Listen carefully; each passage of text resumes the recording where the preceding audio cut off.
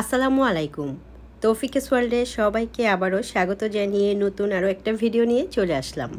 কাছে ও দূরে, দেশ এবং দেশের বাহিরে যে যেখান থেকে বসে আমার আজকের এই ভিডিওটা দেখছেন, আশা করছি আল্লাহর অশেষ রহমতে অনেক ভালো আছেন। আমরাও ভালো আছি আলহামদুলিল্লাহ।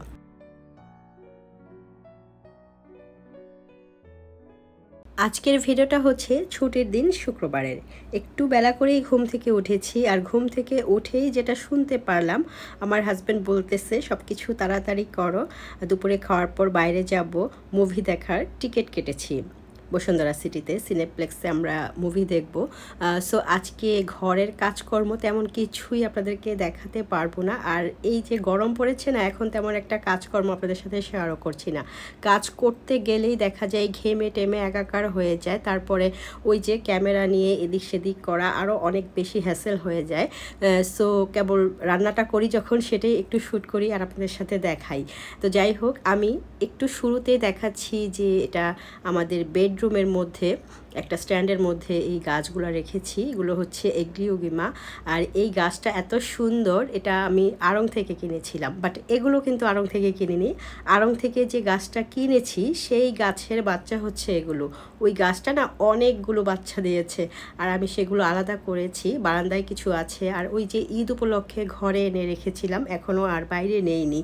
সো দেখতে পেলাম যে পাতা একটু লাল হয়ে গেছে, লাল পাতাটা কেটে দিয়েছি। একটা গাছের পাতা আর কি লাল হয়ে গিয়েছিল। দেন আমি মাটিগুলো যে বসে গিয়েছিল না, একটু খুঁড়ে খুঁড়ে আলগা করে দিয়েছি, তারপর পানি দিয়েছি। গাছের যে পাতা আছে সেই পাতার মধ্যেও পানি ছিটিয়ে দিয়েছি, এতে করে পাতাগুলো দেখতে অনেক ফ্রেশ লাগবে। যেহেতু আমরা বাইরে যাব, তাই আজকে রান্না বান্নার চাপ একদমই কম। অলরেডি ডাল রান্না করা হয়ে গেছে। আর এই প্রচণ্ড গরমে টক ডাল, কাঁচা আম দিয়ে টক ডালটা রান্না করলে অনেক বেশি মজা হয়, একটু পাতলা করে রান্না করলে। তো দু একদিন আগের ভিডিওতে আপনাদের সাথে দেখাইছিলাম কিভাবে আমি গাছ থেকে আম এনে পাতলা ডাল রান্না করেছি, টক ডাল। তো সেজন্য আজকে আর ডাল রান্না আপনাদেরকে দেখাচ্ছি না। আর যেহেতু আজকে আমার অনেক বেশি তাড়াহুড়া, তাই আমি কোনো মতে একটা রান্নাই আপনাদেরকে দেখাচ্ছি, সাথে একটা নিরামিষ রান্না করছি, সেটাও দেখাবো। তো আজকে ভাবছি যেহেতু বাইরে যাব, তাই তেমন আর হাঙ্গামা করব না, খুবই হালকা পাতলা গরমে যেটা খেতে ভালো লাগবে সেটাই রান্না করব, অল্প মশলা অল্প তেল দিয়ে। তো এটা হচ্ছে জালি কুমড়া। আর এখন যে প্রচণ্ড গরম পড়েছে, এই টাইপের গরমে যত কম মশলা আর তেল দিয়ে রান্না করে খাবার খাওয়া যায় ততটাই কিন্তু ভালো। এখন মশলা জাতীয় খাবার খেলে আসলে রোগবালাই বাড়তে পারে, চারদিকে কিন্তু অনেক অসুখ বিসুখ হচ্ছে। সো ইদানিং অনেক হালকা মশলা দিয়ে আর কি কম তেল দিয়ে রান্না করার চেষ্টা করি। তো এই জালি কুমড়াটা আমি কেটে নিচ্ছি, একটু ডিফারেন্ট করে কেটেছি, নিশ্চয়ই দেখতে পাচ্ছেন, লম্বা লম্বা টাইপের। এতে করে রান্না করার পর খুব সুন্দর একটা দেখতে ভালো লাগে আর কি, যেটা বলতে চাচ্ছি। কুমড়াটা কেটে আমি এটা ভালো করে ধুয়ে নেব। তো এটা যখন না ছোট থাকে আর কি, তখন আমরা জালি বলি, আর যখন বীজগুলো হয়ে যায় তখন এটাকে চাল কুমড়া বলা হয়। জালি কুমড়া ছোট থাকতে বলা হয়, আর বড় হয়ে গেলে চাল কুমড়া বলা হয়। আর চাল কুমড়া দিয়ে কিন্তু মোরব্বা বানালে অনেক বেশি ভালো লাগে খেতে। তো চাল কুমড়া তেমন একটা খাওয়া হয় না, জালি কুমড়াটাই বেশি খাওয়া হয়। তো যাই হোক, জালি কুমড়াটা কেটে আমি ধুয়ে রেখে দিয়েছি। এদিকে আমি যে নিরামিষটা রান্না করছি সেটা সিদ্ধ হয়ে গেছে, একদম তেল ছাড়া অল্প মশলা দিয়ে আদা জিরা রসুন দিয়ে আমি এই সবজিগুলো সিদ্ধ করে নিয়েছি। এখানে তেল দেই নাই, পেঁয়াজ দেই নাই।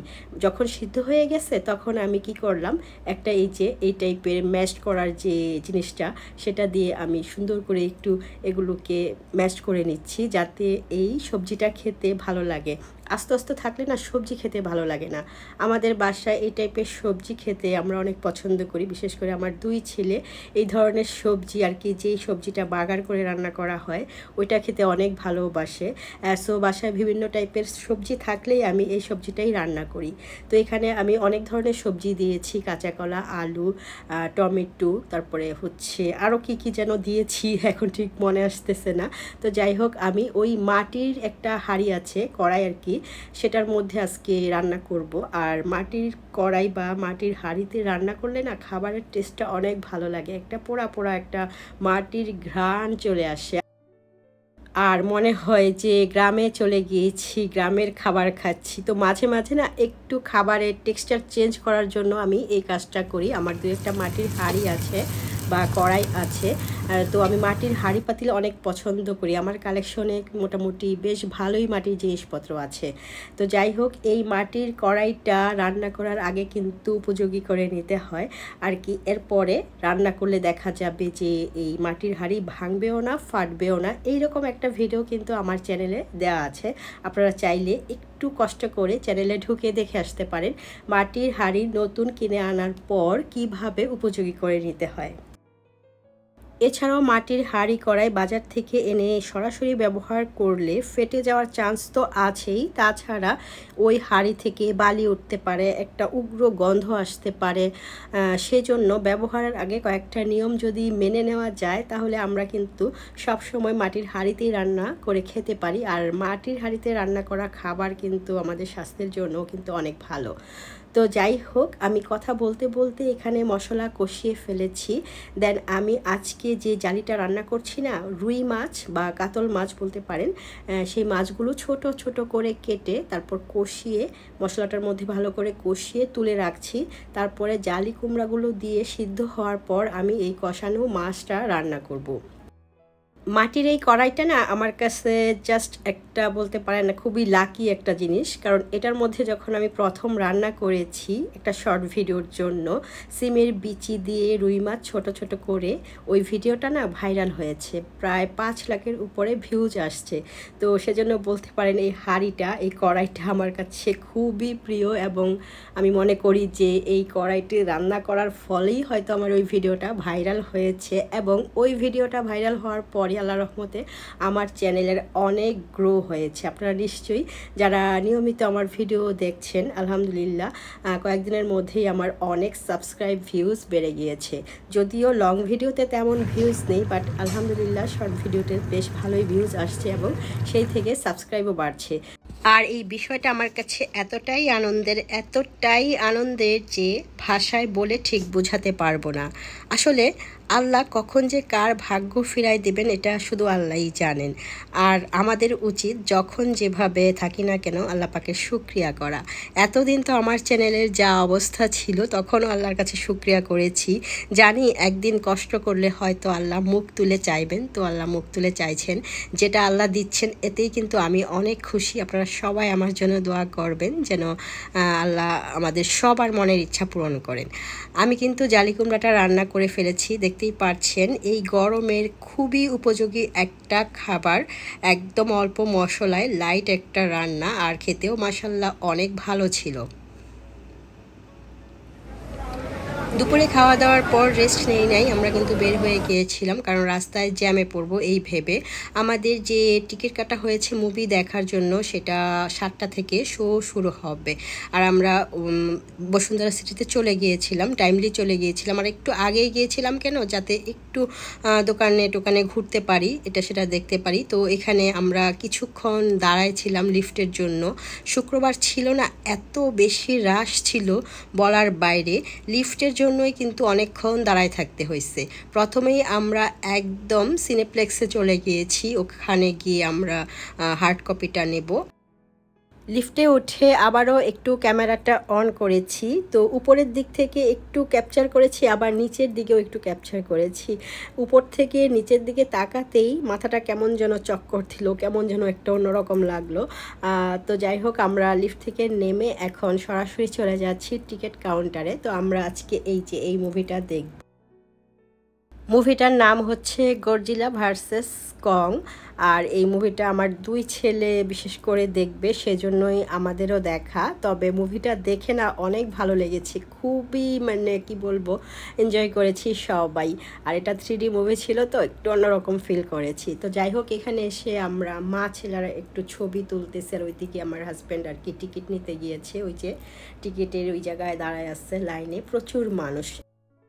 হলের বাইরে এখানে মুভিটার ট্রেলার চলতেছে। তো আমার 2 ছেলেই আর কি এখানে দাঁড়াইছে, আমি একটু ছবি টবি তুলে দিয়েছি, নিজেও একটু ছবি নিয়েছি। তো টিকিট কাটা হয়ে গেছে, এখনও অনেকটা সময় বাকি আছে মুভি শুরু হওয়ার। এই সময়টাতে আমরা কিছুক্ষণ দোকানে দোকানে ঘুরেছি, বিভিন্ন দোকানে ঘুরেছি। আমরা নিচের দিকে আর কি নেমে যাচ্ছি। কয়েকটা দোকানে ঘুরবো, যদি কিছু ভালো লাগে তাহলে কিনবো। তো যাই হোক, আমি এখন যেখানে আছি এটা একটা গোল্ডের দোকান।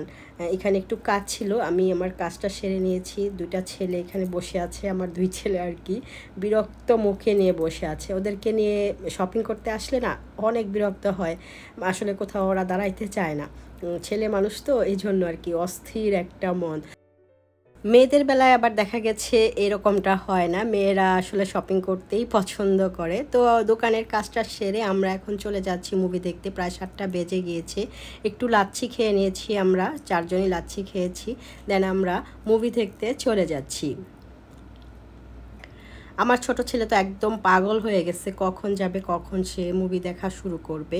আর এই যে দেখতে পাচ্ছেন কি পরিমাণ মানুষ। শুক্রবার যে আসলে আমি ভীষণ রকমের অবাক হয়ে গিয়েছি। কয়েকদিন আগে রোজার সময় আর কি শপিং করতে গেছিলাম, ঈদের 2-1 দিন আগে। ঈদের বাজারেও কিন্তু বসুন্ধরা সিটিতে এতটা ভিড় ছিল না। এই যে গেল শুক্রবার যে পরিমাণ ভিড় ছিল, ভিড়টির ঠেলে আমরা অবশেষে হলে ঢুকে গেলাম।